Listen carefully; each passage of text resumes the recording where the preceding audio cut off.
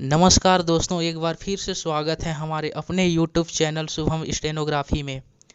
आज का dictation specially उन लोगों के लिए है जो छत्तीसगढ़ विधानसभा प्रतिवेदक की तैयारी कर रहे हैं, जो कि डिक्टेशन की गति 140 शब्द प्रति मिनट से बोला गया है। तो फ्रेंड्स, ज़्यादा देर न करते हुए आइए डिक्टेशन शुरू करते हैं। डिक्टेशन स्टार्ट होगा ठीक 10 सेकंड बाद।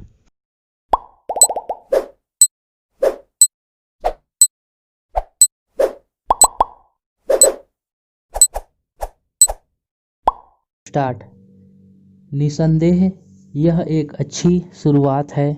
दोनों देशों के मंत्रियों ने इस पर संतोष प्रकट करते हुए इस बात को स्वीकार किया है कि गंगा जल बंटवारे के विवादास्पद मुद्दे पर अब तक जो गतिरोध चला आ रहा था उसे दूर करने का सिलसिला शुरू हो गया है।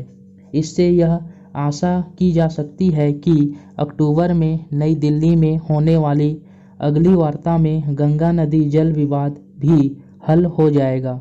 असल में गंगा नदी के जल के बंटवारे का विवाद दो मुख्य मुद्दों पर आधारित है। भारत का प्रस्ताव है कि गंगा और ब्रह्मपुत्र को जोड़ने वाली संपर्क नहर बनाई जाए, जबकि बांग्लादेश का प्रस्ताव है कि नेपाल और भारत में बांधों का निर्माण करके गंगा के बहाव को ज़्यादा तेज किया जाए।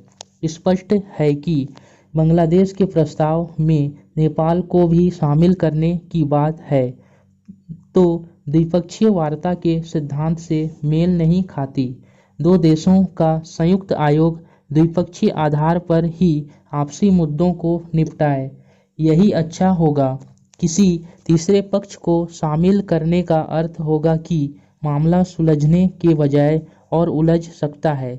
समझौते का एक सराहनीय पक्ष यह भी है कि दोनों पक्ष गंगा जल विवाद को भी द्विपक्षीय वार्ता की परिधि में ही हल करने को सहमत हो गए हैं। अभी ऐसा कोई संकेत नहीं है कि दोनों पक्षों में से किसी ने भी कोई नया प्रस्ताव रखा हो। भूकंप के कारण तुर्की पर एक बड़ी विपदा आई है। रविवार को सुबह आए भूकंप के झटके में 1000 व्यक्तियों के मरने की आशंका प्रकट की जा रही है। हताहतों की सही संख्या का पता ध्वस्त इमारतों का मलबा हटने के बाद ही लगेगा। 5 सेकंड से भी ज़्यादा देर तक रहने वाले इस भूकंप से जनधन की व्यापक क्षति हुई है। भूकंप की दुर्घटना के 24 घंटे बाद ही खबरों के अनुसार 813 शव निकाले जा चुके हैं। लगभग 500 व्यक्ति इस प्रकोप से घायल हुए हैं, जिनमें कई की हालत गंभीर बताई जाती है। खंडहरों के नीचे दब गए लोगों को निकालने के काम को सर्वोच्च प्राथमिकता दी जानी चाहिए।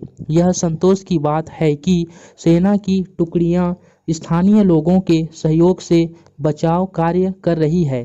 तुर्की में इससे पहले भी भूकंप आया था, जिसमें लगभग 4000 व्यक्ति मौत के मुंह में चले गए थे। पूर्वी तुर्की का यह इलाका जहां भूकंप आया है बहुत गरीब है। यहाँ के लोग मिट्टी और ईंट से अपने मकान बनाते हैं, जो ताकतवर भूकंप के आते ही गिर जाते हैं। यहाँ की सरकार को मजबूत मकान बनाने की ओर ध्यान देना चाहिए। भूकंप से प्रभावित क्षेत्र में राहत कार्य तेजी से चलाए जाने की जरूरत है।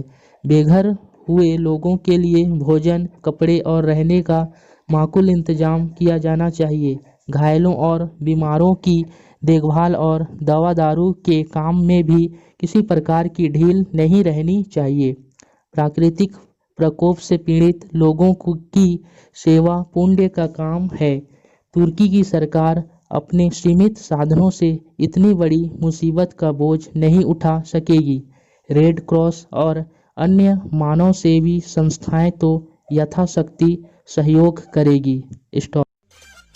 अगर यह डिक्टेशन आपको अच्छा लगा तो चैनल को सब्सक्राइब करें, लाइक करें और दोस्तों को शेयर करते रहें, ताकि आने वाला अगला वीडियो सबसे पहले आप तक पहुंचे। धन्यवाद।